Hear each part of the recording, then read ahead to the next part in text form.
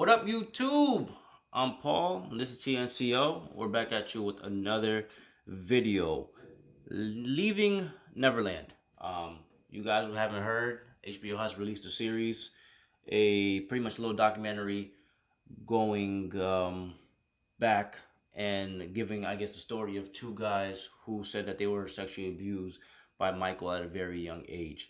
So these two men, named James Safechuck and Wade Robeson, they've come forward, I guess, to give their story, and HBO is backing up the whole thing. It is very messy, as I would expect, and I wouldn't expect anything less. So these guys have come forward and they're telling their story, and these guys aren't, just some new guys on the scene. They've been around for a while. Wade has known Michael since about the age of 7, and James has known Michael since about the age of 10. Now, it all started because there's a lot of similarities in these stories, and there's a lot of stuff that's kind of different in each story. So it all started. I guess I know James said I think he met Michael around a Pepsi commercial. They were on the set of a Pepsi commercial, and that's kind of where they met. Wade, I didn't do too much of a thing on him, but once again, doesn't really matter. They met at a young age, and what seems to be the same in every story that I have read is that they all had some type of relationship with Michael. They all had either they spoke on the phone for a very long period of time, they slept in his bed at some point, they spent some type of like time together, whether it be private or with other people around. So it's very iffy. Now, my biggest situation with this whole, my biggest problem with this whole situation is the fact that these guys were, Michael had a case in 2005 where he was acquitted of all charges. These two guys were actually part of the case. They came up, they both denied the fact that Michael had anything to do with it, that Michael had ever sexually abused them, that Michael ever did anything to them at all whatsoever. So they both came up there, they denied the claim, and now they're coming back and they're saying that Michael, they lied the whole time, and Michael actually did accuse them. Now, I'm not going to go and turn anybody's story down and tell them they're lying if he actually did do any of this.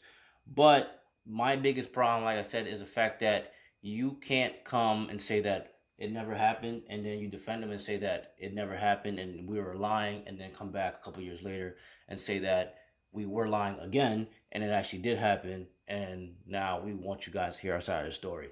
So it almost becomes like the boy who cried wolf, and some people are going to sit there and go, "Oh, okay, whatever, you're correct," and some people are going to say, "Nah, man, I don't really believe you." Now, this isn't the first time they've actually come back and they've tried to sue Michael's estate as far as the whole sexual abuse allegation. They had came out back, I think, in about 2013, and they tried to sue Michael's family, because at this point Michael had passed. Michael had passed in 2009, so it's about 4 years after Michael had passed. They had came back there and said, "Hey, Michael did touch me," and they wanted to file a lawsuit against the whole situation. And in 2015, that case was actually thrown out because the judge had said that, I'm guessing the statute of limitation had already passed, and it was just too long from the time that he was accused or the accusations had come up to the time that he decided to file everything for the paperwork and everything to try to. It's kind of iffy anyways because Michael had already passed, so I'm guessing that money would have came out of the family's estate. But it's seeming kind of odd. And here's my thing, right? So my thing is, I see Oprah kind of come and she does her own little documentary. She's doing her own little thing. Oprah, who's worth $2.5 billion, who owns her own network, who's just sitting back, who doesn't really have to do anything, doesn't really need to be a part of this. I see Oprah doing this, and it just kind of makes me wonder why. Like, why is Oprah deciding, hey, let me come up or let me come down actually and see what these guys have to say? It's just something that kind of seems a little iffy about it, and here's why I say that. With everything that's been going on lately in the media, I don't see a lot of people kind of jumping up and saying, "Hey, I'm available. Let's make a documentary about this." Right? So the whole R. Kelly situation, for example, R. Kelly, who's been doing this stuff for years, and I actually believe that R. Kelly's guilty. He's been doing this stuff for years, and I haven't heard anybody speak about it. Now, the moment R. Kelly gets booked and he's in jail, you see a couple of celebrities come out like, "Hey, I can't believe it," or "Hey, I knew it." And you see some people like, "Hey, I won't make any music," or "I won't play that music that I've had with R. Kelly." It just seems like every time there's some type of like publicity or the fire's hot, somebody jumps in for it. and I didn't just see anybody else kind of step in when that whole situation was happening. Even with like Bill Cosby, a lot of people defended Bill Cosby till finally Bill went down, and I just didn't see that. And now that this whole situation is going on with Michael, where it seems like maybe there's some type of money to be made, where I don't understand why. I don't see why that would be Oprah's motive.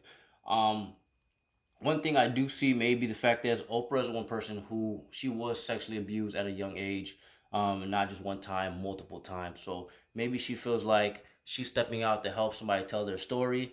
Oprah did interview Michael a couple years back, way back before Michael actually passed, and she had asked him a series of questions. She said at the time that she felt like she relieved him. I guess you a lot of times can't you kind of can't go against something if you don't have too much of a hard evidence, too much proof. But I can feel like now she's kind of maybe she's regretting it, or maybe she does believe these guys, because to come down and put your own money towards something and put your own money towards something and have these guys kind of tell their story, and they're still releasing more parts on top of it. It just seems a little odd to me. So I'm just trying to figure out the whole motive behind kind of why she is really doing it. Now there are several people. One guy being Corey Feldman, who had came down. He had said that he feels like the story is very lopsided, being the fact that Michael's not here to defend himself, and these guys are giving their part, but there's not giving another side of what's really going on. How do I feel about this? Do I think Michael did I do think that Michael did something, okay? And I do think that Michael is guilty of something. I seen that I had read something off of Macaulay Culkin, and Macaulay Culkin has said there was a couple of times that he was like visiting Michael. I guess Michael has a movie theater at his house, and they would go and watch movies and have popcorn and all that, and he would fall asleep. And when he would fall asleep, I guess a lot of times they'd probably carry him over to like Michael's bed. A lot of times he'd wake up or he'd fall asleep in Michael's bed. I did see, like I said, that guy Corey Feldman that I had just told you about. He had said that he used to talk to Michael on the phone for hours. This is a grown man at the time talking to a little kid for hours on the phone. He talked 4 or 5 hours. James Safechuck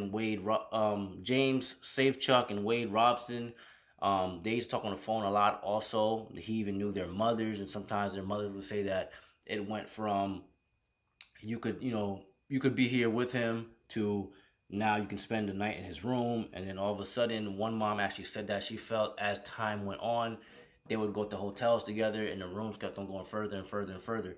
Now, I don't know if I want to believe these women, because they were the mothers of the two guys who first said no, that didn't happen, and now they're coming up and saying that yes, it did happen. But all the stories, whether it be true or not, all these guys have a similar story saying that yes, they did sleep in his bed. Yes, they were on the phone for a several period of time, and this is all the stuff that they were doing. So whether he molested him or not, to me as a grown man, I'm not gonna go put another kid into my bed, another kid that's not mine, and have several different kids in my bed. He had the whole Neverland theme. He had a whole amusement park outside of his house. I don't know if that was just for him or the kids, but everything just kind of seems very iffy, and just a lot of things just never made sense with Mike. Mike was always a little bit loopy, but because Mike made such good music and he seemed like a kind-hearted person, you don't really know him, you kind of always felt for Mike, and you really like Mike. And I'm one of those people. I'm a die-hard Michael Jackson fan, so some of this stuff I just kind of always brushed off, like let it go. It is what it is. And then as I'm doing a little bit more research and some of this stuff, I'm just kind of seeing it a little bit gone to the left. Um, Michael's estate, his family, has said that they are going to sue, and they're reportedly suing for 100 million from HBO, which I don't see why they wouldn't. HBO kind of, it's not like a documentary where you're kind of giving someone's life story and you kind of have it you talk to their family about, hey, this is where we're gonna go with the story. This is HBO doing their own thing, and it's almost throwing dirt on Michael's names. Some radio stations have actually stopped playing his music, and they're pulling his music, which is crazy to me, because it's like we've heard of these allegations forever now, and I hate seeing this stuff, because these allegations have been going on for years, and whether they're true or not, like I said, if you repeat something enough times, at least one piece of that has to be true. Whether it be the fact that he was molesting these kids or he was just sleeping in the same bed with these kids, I don't see why a grown man would be sleeping in the same bed as a little kid. Um, and people have been playing his music forever. They didn't have a problem with it. All of a sudden, it's big. It's in the media. It's on fire, and now people are pulling his music. It just, like I said, guys, very messy situation.